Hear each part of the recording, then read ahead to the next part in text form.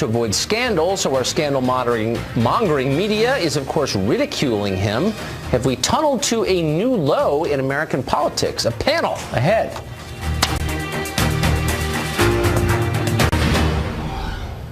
Well, the Washington Post recently profiled Second Lady Karen Pence and drew new attention to an old profile of the vice president, her husband, Mike Pence. Way back in 2002, he said that he does not dine alone with any woman aside from his wife and does not drink at parties unless she is with him. That's all anyone can talk about tonight on social media. Ashley Pratt is a conservative commentator. Jillian Turner worked at the White House, National Security Council during Bush and Obama, and they both join us tonight. Holy smokes. To you, Jillian, since you're farther away. It doesn't, I mean, this seems like another opportunity to beat up on evangelicals. They're so weird. But this isn't a crazy view among observant Jews or Orthodox Muslims. Like, a lot of the world feels this way. This is not a crazy thing, is it? Okay, so do you want me to be honest? Yes. The first thing I thought when I read this was, poor Mrs. Pence. Can you imagine all the hundreds of events she gets dragged to all across?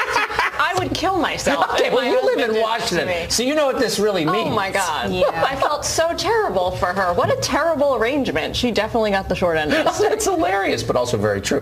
But actually, it's also true, and you live here as well, people have a tough time keeping their marriages together because it's not a wholesome town. The city is a cesspool of sin. Yes. And in a lot of ways, I think this is a very interesting conversation to have because I respect their personal choice to do this and keep their marriage together. I think that's why it has worked so well for them. There are a lot of women in power, men in power on both sides of the political spectrum who fall victim to temptation because of these things, and they have tried to eradicate that. That's great. What I don't want to see happen is that women who work in government, let's say, who have ideals or dreams of becoming chief of staff, can't stay after hours and be around a boss because they may feel uncomfortable in that situation. So I feel like some discussion needs to be around that too, because there are a lot of women, you know, who consider themselves to be at these tables, but maybe feel like they are making their boss's wife uncomfortable by doing it. Right. Well, I mean, it's a tough thing. And by the way, work relationships do flower sometimes into personal relationships. I mean, that's totally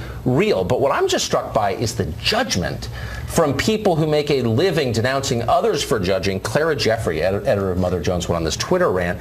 Clearly a pretty unhappy person, I would guess, in her personal life. But she was like so offended by this.